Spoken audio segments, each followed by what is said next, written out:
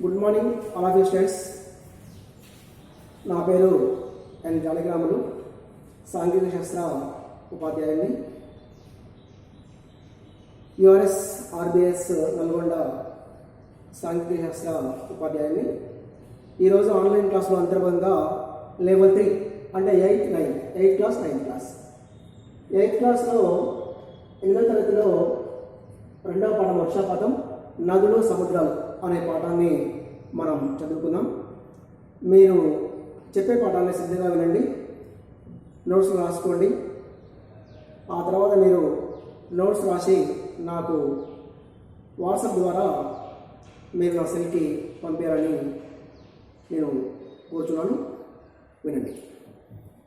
2వ పాఠం వర్షాపాతం, నదులు, సముద్రాలు.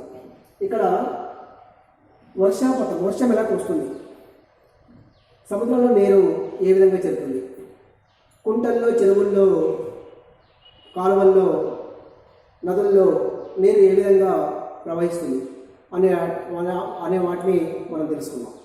ఇక్కడ నీరు వలన మనకు చాలా లాభాలు ఉన్నాయి, చాలా ఉపయోగాలు ఉన్నాయి.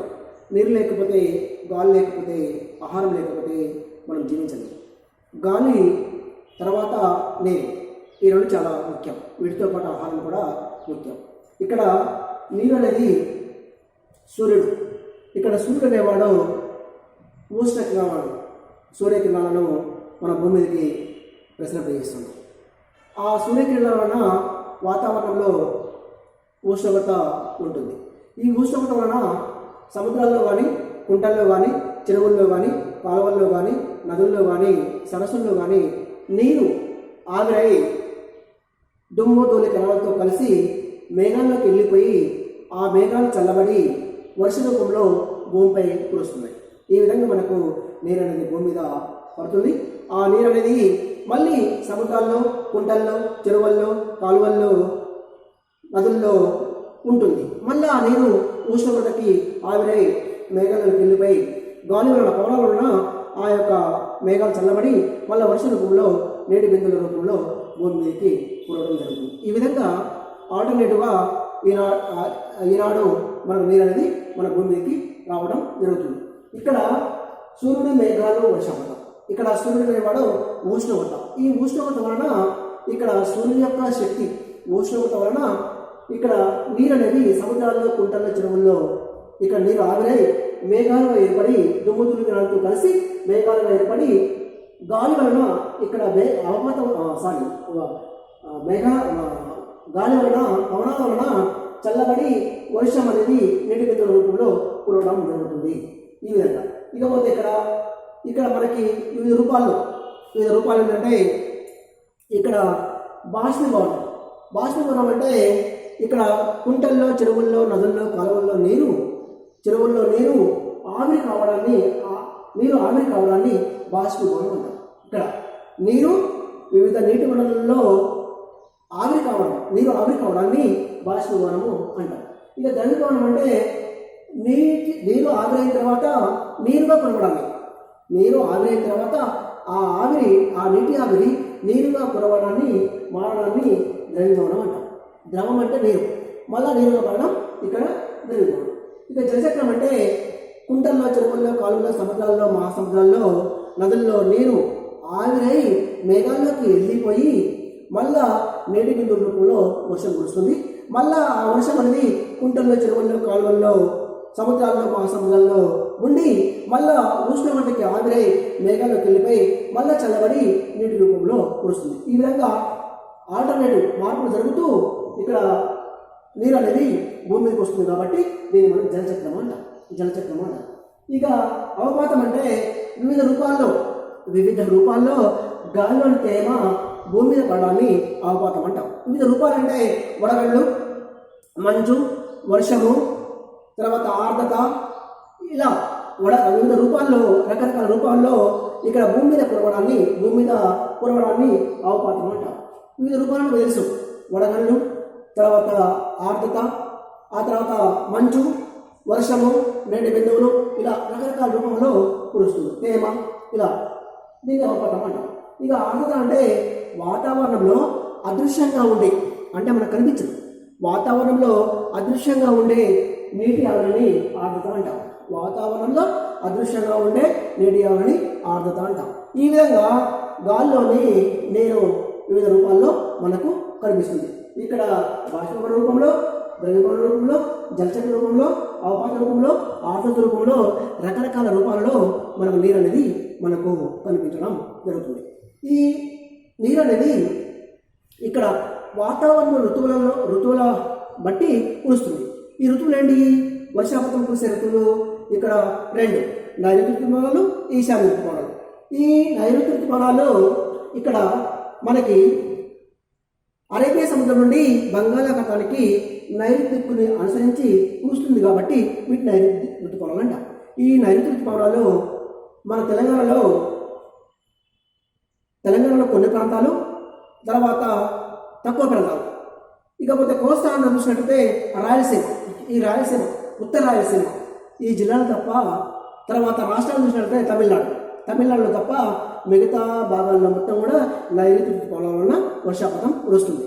తెలంగాణలో కొన్ని ప్రాంతాలు, తర్వాత తెలంగాణలో కొన్ని ప్రాంతాలు అంటే కొంత భాగం, 1-2 ప్రాంతాల్లో కొంత భాగం, తర్వాత దక్షిణ కోస్తా ప్రాంతాల్లో, కోస్తా ఆంధ్రలో ఇక్కడ రాయలసీమ, ఉత్తర రాయలసీమలో ఇక్కడ.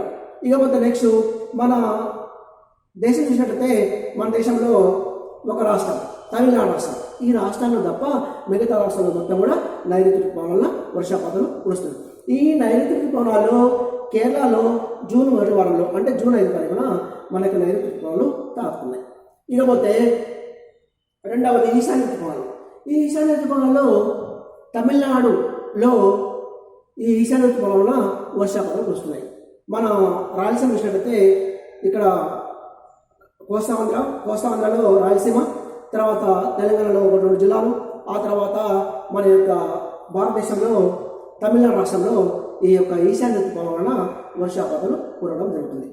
మే, అక్టోబర్ నెలలో మనకి ఇక్కడ బంగాళాఖాతంలో అల్పపీడనం వేసి మనకి కొన్ని ఉరుములు మెరుపులతో కూడుకున్న తుఫాన్లు సంభవిస్తుంటాయి.